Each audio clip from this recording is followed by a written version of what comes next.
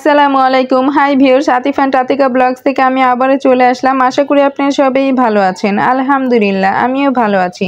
কাছে দূরে যে যেখান থেকে আমার এই ভিডিওটা দেখছেন, ভালো লাগলে প্লিজ লাইক, কমেন্টস এবং সাবস্ক্রাইব করে পাশে থাকবেন।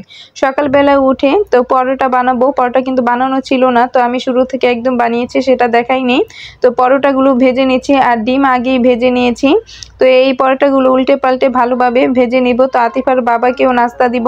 তো আতিফার বাবা কিন্তু এমনি প্রতিদিন বাসায় নাস্তা করে না, বাহিরেই নাস্তা করে। তো আজকে ও বলতেছে পরোটা খাবে। এমনি আজকে আতিফার বাবা বাসায় ছিল। আর 2 দিন ধরে তো একদম টানা বৃষ্টি হচ্ছে, যে একদম সারাক্ষণ বৃষ্টি, একটু থামলেও দেখা যায় গুড়ি গুড়ি বৃষ্টি পড়তেই থাকে। তো এই যে এখানে নাস্তাটা হয়েছে, তো পরোটা আর ডিম। তো আতিফার বাবাকে কিন্তু নাস্তা দেওয়া হয়েছে, আর এটা হয়েছে আমার জন্য। সবাইকে নাস্তা করিয়ে এরপর আমি নাস্তাটা করে নিব। তো আর এমনি ডাল ছিল কালকের, তো ডাল আর ডিম আর পরোটা। তো নাস্তাটা করে এরপর কিন্তু দুপুরে কী কী রান্না করব সেগুলোই রেডি করব। আর 2 দিন ধরে যে বৃষ্টি হচ্ছে তার জন্য কিন্তু ভালোই হয়েছে, না হলে প্রচণ্ড গরম ছিল। এই গরমে কিন্তু সব কিছু কাজ করাটাই কিন্তু খুব কষ্টকর হয়ে যায়, রান্না করাটা তো আরও কষ্টকর। তো বাজার থেকে কই মাছ নিয়ে আসছে, আর এই কই মাছগুলো সবগুলো তাজা ছিল, লাফাচ্ছিল। আর কই মাছ কিন্তু অনেক দিন পরেই নিয়ে আসলো, বেশ কিছুদিন ধরেই কই মাছ কিন্তু রান্না করি না, তো অনেক দিন পরেই নিয়ে আসলো। আর কই মাছগুলো এখন কেটে নিব।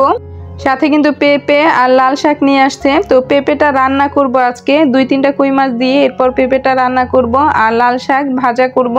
তো লাল শাক কিন্তু রান্নাও ভালো লাগে, কিন্তু বাচ্চারা খাবে এর জন্য ভাজিটা করব। তো এগুলো সব কিছু গুছিয়ে এরপর কিন্তু রান্নাটা বসিয়ে দিব। রান্না করতে তেমন একটা সময় লাগে না যদি সব কিছু গুছানো থাকে, আর সব কিছু রেডি করতেই কিন্তু সময় লাগে, অনেকটা সময় লেগে যায়। সবাইকে নাস্তা করিয়ে আমিও নাস্তা করে সব কাজ শেষ করে এরপর আমি দুপুরের সব কিছু গুছিয়ে নিব। তো এই যে লাল শাক নিয়ে আসছে আর নিয়ে আসলো পেঁপে। তো পেঁপেটা কিন্তু ভাজি, এরপর তরকারি, সব কিছু আমার কাছে খুব ভালো লাগে। তো আজকে দুপুরের জন্য ভাজি করব না, রান্না করব। তো ঝোলালা একটা তরকারি সবসময় আমার লাগে, যেমন আজকে ডাল রান্না করব না, এমনি কিন্তু তরকারি রান্না করলেও দেখা যায় ডাল রান্না করতে হয়। আর যেদিন একটু যে ঝোলালা একটা বড় তরকারি থাকে সেদিন কিন্তু আর ডাল রান্না করতে হয় না। তো এই যে এখানে আমি কই মাছ রান্না করব। তো কই মাছগুলো কিন্তু ভেজে নিয়েছি, সেইগুলো আর দেখাইনি। তো এই প্যানের মধ্যেই কিন্তু কই মাছগুলো ভাজা হয়েছে। তো মাছগুলো যখন ভাজা শেষ, আর একটু তেল দিয়ে এর মাঝেই কিন্তু আমি পেঁয়াজ কুচিটা দিয়ে দিয়েছি। এখন ভালোভাবে একটু ভেজে নিব। যখন পেঁয়াজের কাঁচা ভাবটা চলে যাবে তখন কিন্তু এক এক করে আমি সব মশলাগুলো দিয়ে দিব। এর জন্য পেঁয়াজটা একটু নেড়ে চেড়ে ভেজে নিচ্ছি। তো পেঁয়াজটা একটু ভাজা হয়ে গেলে এর মাঝে আমি দিয়ে দিব একটু পরিমাণ পানি, যেন পেঁয়াজটা না পুড়ে যায়। এরপর হলুদ গুঁড়ো দিয়ে দিব মরিচ গুঁড়ো আর স্বাদ মতো লবণ, ধনিয়া গুঁড়ো। তো মশলাগুলো ভালোভাবে নেড়ে চেড়ে মিশিয়ে এরপর কিন্তু একটু কষিয়ে নিব। আর দিয়ে দিব আদা রসুন বাটা। তো সব তরকারির মধ্যে আমি চেষ্টা করি আদা রসুন বাটা দেওয়ার জন্য। তো আর একটু পানি দিতে হবে মশলাটা যেন না পুড়ে যায়। যে ধনিয়া গুঁড়ো দিয়ে দিলাম।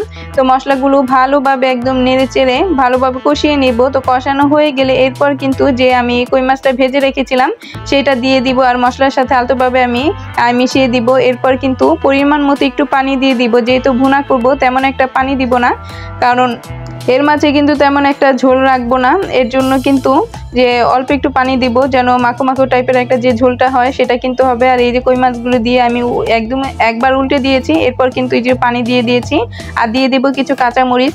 তো এইভাবে কিন্তু এই কই মাছগুলো ভুনা করলে খুবই ভালো লাগে, আমার কাছেও কিন্তু ভালো লাগে। কিন্তু একটা সমস্যা, বেশি কাটা, এই জন্য কিন্তু বাচ্চাদের খাওয়ানো যাবে না। তো আতিফা তো মাশাআল্লাহ সব মাছই বেছে খেতে পারে, ওর বাবা কিন্তু মাছ খেতে পারে না, কারণ কাটার জন্য কিন্তু বেছে খেতে পারে না। আর সমস্যা হয়েছে আতিকা কিন্তু কই মাছ খেতে পারবে না, এর জন্য অন্য কোনো মাছ রান্না করলে দেখা যায় আতিকাকে খাওয়াতে পারবো। আতিফার সমস্যা হয় না, আতিফার সব মাছই যতই কাটা থাকুক ও বেছে সুন্দর করে নিজের হাতে খেতে পারে ছোটবেলা থেকেই। তো এটা আমার জন্য খুব ভালো হয়েছে, আর না হলে তো খুব সমস্যা হতো ওর বাবার মতো হলে। ওর বাবা তো এখনও মাছ খেতে পারে না কাটার জন্য। তো এই যে মাছগুলো একদম যখন ঝোলটা মাখো মাখো টাইপের হয়ে যাবে তখন কিন্তু নামিয়ে ফেলবো। এরপর কিন্তু এখানে আমি সব মশলাগুলো কষিয়ে নিয়েছি এটা পেঁপে রান্না করার জন্য। তো মশলা তো সব আমি কি কি দিই সেগুলো অবশ্যই আপনারা এই মুহূর্তে জেনে গিয়েছেন। যারা আমার সবসময় ভিডিও দেখেন তারা কিন্তু আমার রান্না সম্পর্কে অন্ততপক্ষে ধারণা হবে। এই যে দেখেন সব মশলা কষানো হয়ে গিয়েছে, এখন কিন্তু আমি পেঁপেগুলো দিয়ে দিয়েছি। আর পেঁপের মাঝে কিন্তু 2টা বড় আলু আমি ছোট ছোট করে কেটে দিয়েছি। এখন সব মশলার সাথে কিন্তু পেঁপেটা মিশিয়ে দিব আর ঢেকে কষিয়ে নিব।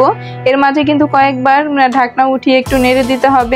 তো পেঁপেটা কিন্তু আমি বেশ কিছুক্ষণই কষিয়ে নিব। যখন কষানো হয়ে যাবে তখন কিন্তু আমি পরিমাণ মতো পানি দিয়ে রান্না করে নিব। আর এই কষানোর মাঝে কিন্তু মাছগুলো দিয়ে দিব।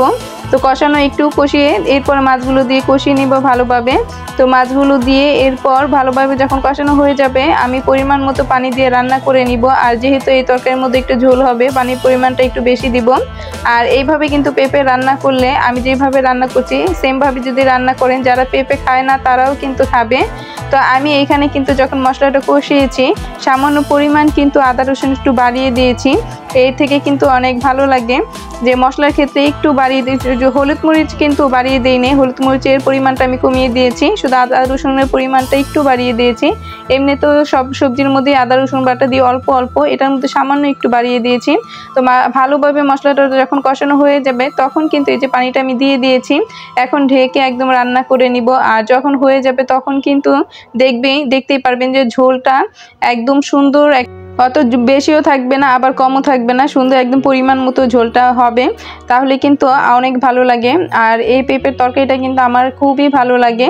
এই যে প্রায় হয়ে গিয়েছে, আর একটু সিদ্ধ হবে আর একটু ঝোলটা কমবে, তাহলে কিন্তু হয়ে যাবে। আর কিছু কাঁচামরিচ দিয়ে দিব।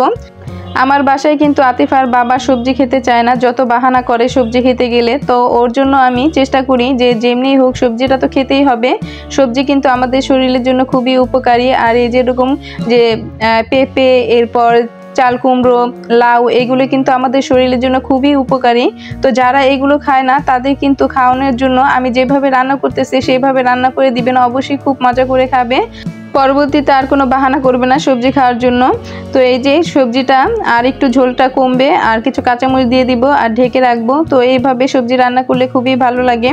তো আশা করি আমার ভিডিওটা না টেনে সম্পূর্ণটা দেখবেন। আর পুরো ভিডিওটা দেখলে ইনশাল্লাহ ভালো লাগবে। আর ভালো লেগে থাকলে অবশ্যই সাবস্ক্রাইব করে পাশে থাকবেন। আর যারা আমার পেজে থেকে দেখছেন তারা লাইক, ফলো এবং শেয়ার দিয়ে পাশে থাকবেন। সবাই ভালো থাকবেন, সুস্থ থাকবেন। দেখা হবে পরবর্তী ভিডিওতে।